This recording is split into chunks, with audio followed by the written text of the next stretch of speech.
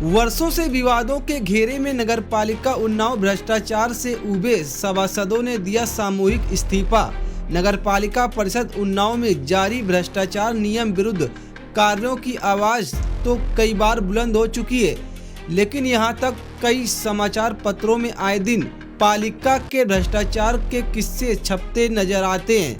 आवाज उठाने वाले सभासदों के साथ कभी मारपीट तो कभी पड़ाव अड्डे से अवैध वसूली की चर्चाएं आम थी। प्रकरण पर उबे सभासदों ने मुख्यमंत्री के यहां तक आवाज उठाई। महीनों गुजर गए, लेकिन मुख्यमंत्री के समक्ष आख्या रिपोर्ट चेयरमैन के पहुंच व रसूख के चलते आज तक नहीं पहुंच सकी। कारनामों से उबे सभासदों के पास इस्तीफा देना ही एकमात्र विकल्प था, जो आज सामूहिक रूप से देते हुए जिस बिंदु का खुलासा किया वह और भी चौंकाने वाला था। सरकारी जमीनें पोखर अप्रोच रूप से बेचे जाने का भी आरोप लगाया। नगर पालिका में हम लोगों ने प्रदर्शन शुरुआत कोई नहीं की थी। हम पहले तो सब सभासद भाई आपका स्वागत करते हैं अपने नगर पालिका में। साथ ही साथ हम सारे लोग किसी चर्चा को लेकर के ईओ साहब शासी अधिकारी नगर पालिका के पास पहुंचे।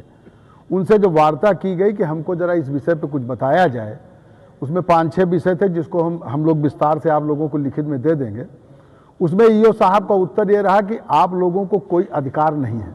अगर आप लोगों को कोई चीज़ देखनी है या कोई चीज़ जानकारी लेनी है तो पहले संबंधित अध्यक्ष से आप आदेश करवाइए, उसके बाद आपको दिया जाएगा। इसके पहले आपको कोई ना आदेश मतलब आपका माना जाएगा और ना ही आपको कोई अधिकार है कि नगर पालिका में आप किसी चीज़ को देख सकें और बात कर सकें।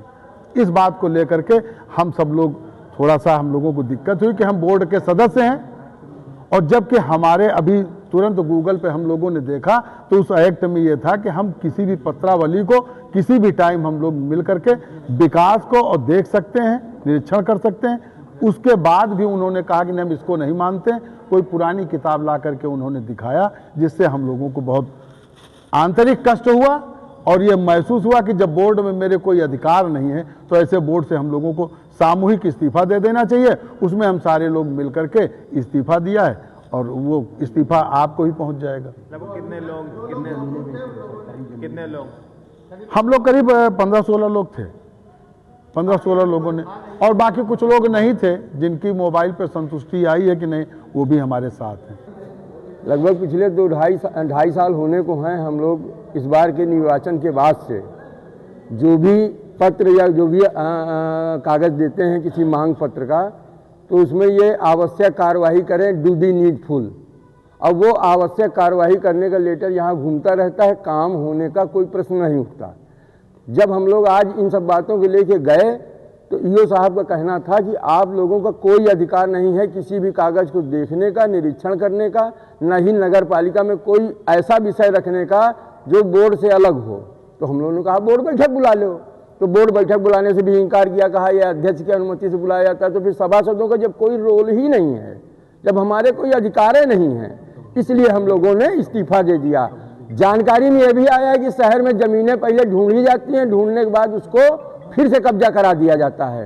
तो ये भी विषय अलग है कि चबूतरे, पोखर, जमीन, इस तरीके की सरकारी ज़मीनें अगर बिक रही हैं तो क्यों बिक रही हैं, और ईओ साहब की इसमें भूमिका संदिग्ध है।